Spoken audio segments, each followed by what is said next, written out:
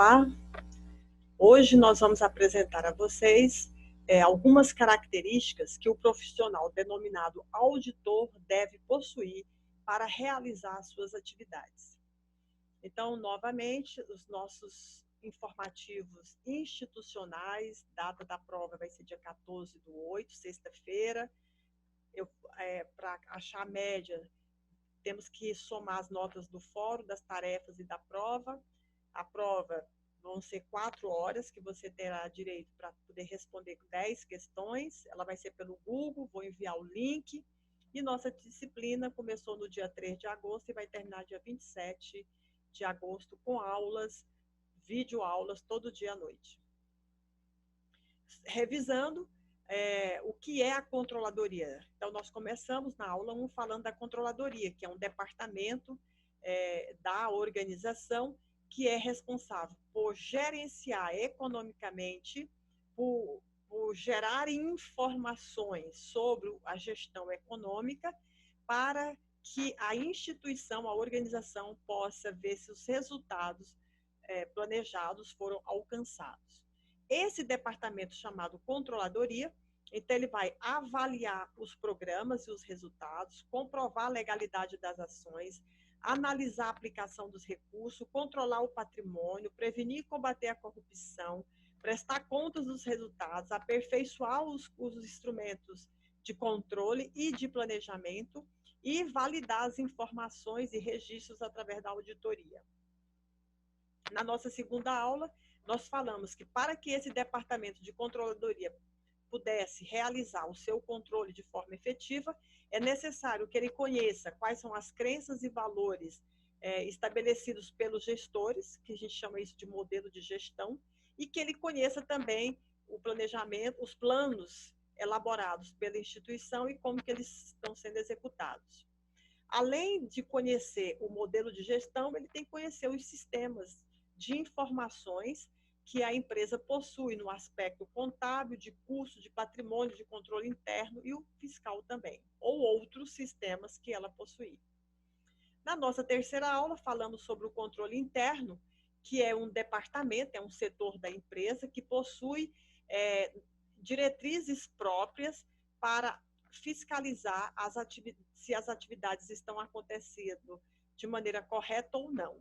Então, o seu objetivo maior é proteger o patrimônio, avaliar os resultados, comprovar a legalidade dos atos e acompanhar na prestação de contas. Portanto, o papel deste departamento chamado controle interno é orientar e verificar se há erros e, se houver, solicitar suas correções.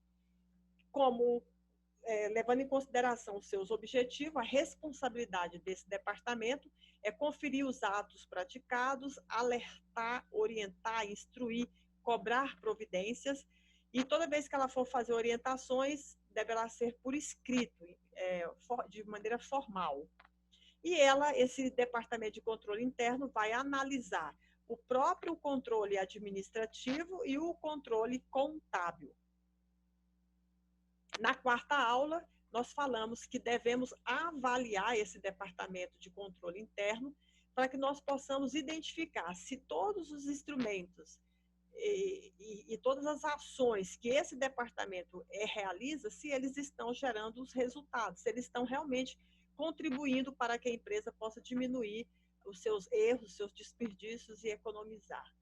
E o que a gente vai avaliar lá nesse departamento? O próprio ambiente, suas diretrizes, suas políticas e os procedimentos que esse departamento adotou para controlar as atividades realizadas pela organização. E essa avaliação é feita através de um questionário que se faz perguntas aos diversos setores para que a gente possa saber se o que foi definido nas diretrizes do controle interno, se estão sendo seguidas ou não. E aí, de posse dessas informações, dessas evidências, emite-se, então, um relatório falando sobre a adequação ou não dos procedimentos de controle interno na instituição. Na aula 5, nós mostramos alguns exercícios no aspecto de falar do conceito e finalidade da controladoria, das funções do controle e do conceito e dos objetivos do controle interno.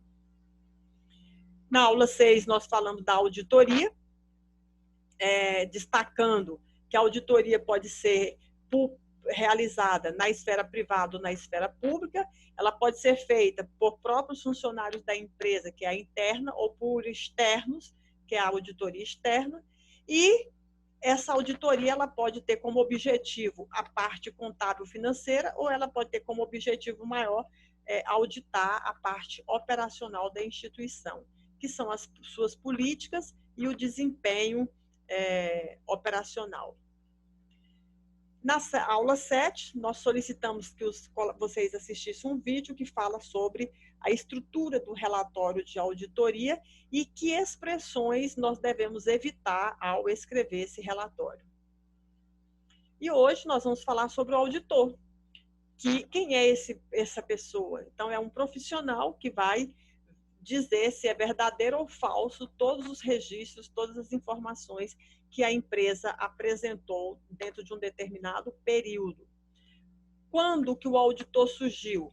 Essa pessoa surgiu quando as empresas se diversificaram e foram instaladas em diversos outros municípios, estados ou outros países. E aí, para que o gestor soubesse o que realmente estava acontecendo nessas outras entidades, ele precisava de uma pessoa ir lá, verificar o que estava acontecendo, para evitar que fraudes acontecessem e que não fossem reportadas, informadas para a matriz. Então, a matriz contrata um profissional para fiscalizar as suas filiais. Esse profissional envia um relatório para a matriz dizendo se o que está sendo feito nas filiais está correto ou está errado, se tem fraude, se tem erro, se tem desperdício ou não. Então, foi assim que surgiu esse profissional chamado auditor. Uma pessoa de fora que vai verificar se o que está acontecendo nas filiais se está correto ou não, para poder garantir os direitos, os investimentos realizados pelos sócios, pelos acionistas. Que tarefas, então, esse profissional executa? Ele confirma a eficiência do controle interno, ele verifica a solidez econômica e financeira da empresa, ele examina a veracidade de toda a documentação, ele gera informações falando sobre o retorno que o investidor tem em relação ao capital que ele investiu, ou informações para que a população, a comunidade, saiba exatamente que ações o poder público está realizando. Ele comprova também se a aplicação dos recursos estão sendo feitos de maneira lícita ou não. Que benefícios temos, então, de ter um profissional realizando essas tarefas numa organização? Primeiro, os colaboradores, os servidores, vão trabalhar mais preocupados, com maior zelo, porque eles vão ser fiscalizados. Provavelmente, os erros vão diminuir na execução dos serviços e a prestação de contas ela vai ficar mais transparente, mais clara, mais precisa. Haverá segurança para quem está investindo para a comunidade, porque ela vai saber exatamente o que aquela organização está realizando e como está realizando, e o gestor pode ter mais certeza de que as suas metas estão sendo cumpridas. Quais são os tipos de auditores? Nós temos 3, independente, interno e do serviço público. O auditor independente é aquele que trabalha de forma autônoma, e só que para ele fazer isso, ele tem que estar aprovado em um exame, ele tem que comprovar 5 anos de experiência no mínimo, tem que ser contador, tem que estar registrado no Conselho de Classe e na Comissão de Valores Imobiliários, que é a CVM, e tem que ter um escritório, tem que ter um CNPJ. Ele pode trabalhar tanto para pessoa jurídica pública, como também para pessoa jurídica privada. E a sua remuneração vai depender da quantidade de horas que ele estabelecer para realizar aquele serviço. O auditor interno é um funcionário da empresa, a condição para ele realizar essa profissão é ser contratado pela empresa e ter conhecimento na área de auditoria e da própria empresa. Ele vai trabalhar dentro de uma empresa, e o salário é o que estiver no plano de cargo e salário daquela empresa, é o valor do contrato estabelecido. E o auditor do serviço público, ele é um funcionário público, a condição para ele exercer essa função é ter sido aprovado em um concurso público, ele vai trabalhar só na esfera pública, federal, municipal e estadual, e o seu salário é o que está previsto no plano de cargos e salário daquela categoria. E quais são as condições para que a gente possa ser um auditor? Então, nós temos que atender 3 condições: a da pessoa física do auditor, as condições materiais de infraestrutura do local onde ele vai trabalhar e as condições que ele tem que ter em suas mãos para iniciar o seu trabalho. Então, em relação às condições materiais, que é o ambiente onde ele vai atuar, ele deve ter toda a sua infraestrutura necessária, como mesas, equipamentos, sistemas e material de consumo. Em relação ao local onde ele vai prestar o serviço, é necessário que essa organização dê acesso a ele a todos os documentos e a todos os seus relatórios econômicos e financeiros. E em relação à pessoa do próprio profissional, ele tem que atender às condições legais, culturais, técnicas, intelectuais, morais e cívicas. Em relação à condição legal, ele tem que ter passado no exame de qualificação técnica, tem que comprovar a experiência, tem que ser contador, tem que estar registrado no conselho de classe na CVM, tem que ter um escritório, tem que ter um CNPJ, e ele tem que fazer cursos constantemente, que é a educação continuada. Em relação à condição cultural, ele deve ter conhecimentos em diversas áreas: português, inglês, matemática, administração, direito tributário e comercial, dentre outros, e principalmente o da contabilidade, que é a condição técnica para que ele possa exercer a sua profissão. Entender de contabilidade e saber escrever e saber falar o que ele identificou durante a sua avaliação. Como condição intelectual, ele tem que ser bastante observador, estudioso e pesquisador. Em relação à condição de classe, de integração profissional, ele tem que respeitar a classe, tem que estar registrado no conselho, ele tem que gostar da profissão e tem que ser independente.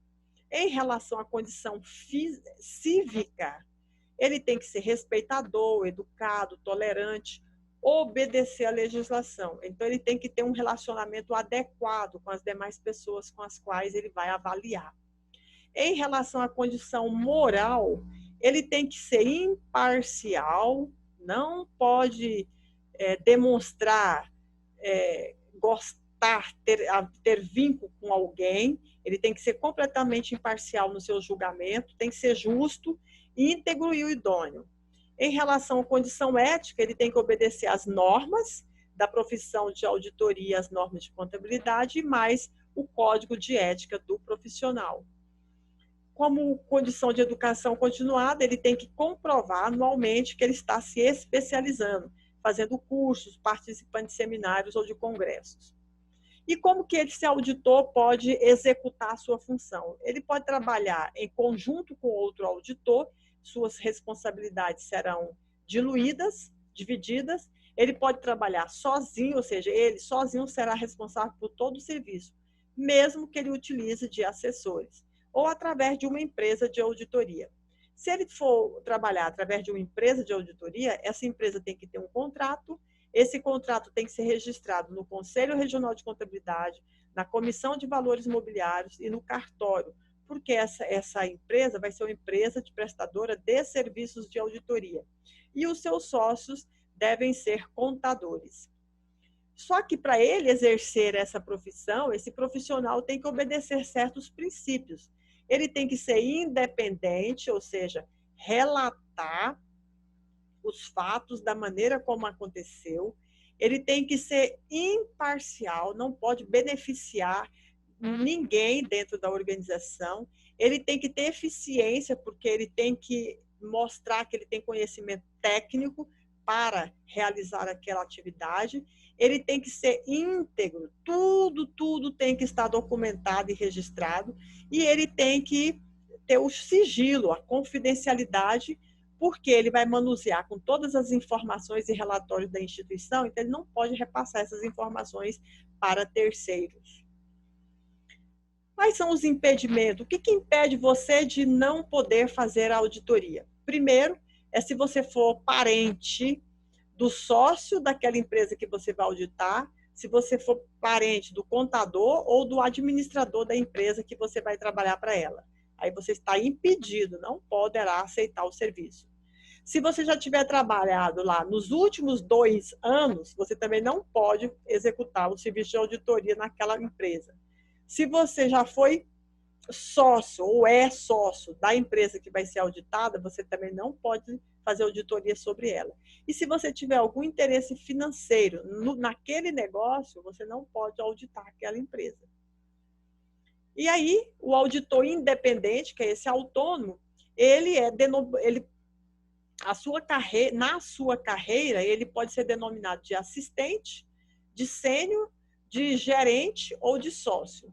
E se você é um auditor independente, interno, que trabalha dentro de uma empresa, você pode ser classificado como júnior, como pleno, sênior ou gerente. Sempre o primeiro é o inexperiente, aquele que está começando na atividade agora. Ele vai fazer serviço de contagem, de validação de conferência de documentos. O pleno já começa a elaborar o plano de auditoria, estabelece alguns testes, executa alguns testes. O sênior, ele valida tudo que o pleno e o júnior fez e, ao mesmo tempo, ele mantém contatos com o cliente, estabelece toda a rotina da auditoria que vai ser executada. E o gerente é aquele que vai se responsabilizar por tudo e vai acompanhar todos os trabalhos executados. Então, essas são as características, funções e benefícios de termos um auditor numa organização. Espero que você responda a pergunta do fórum e as tarefas online. E, tendo dúvidas, responda lá na enquete. Bons estudos!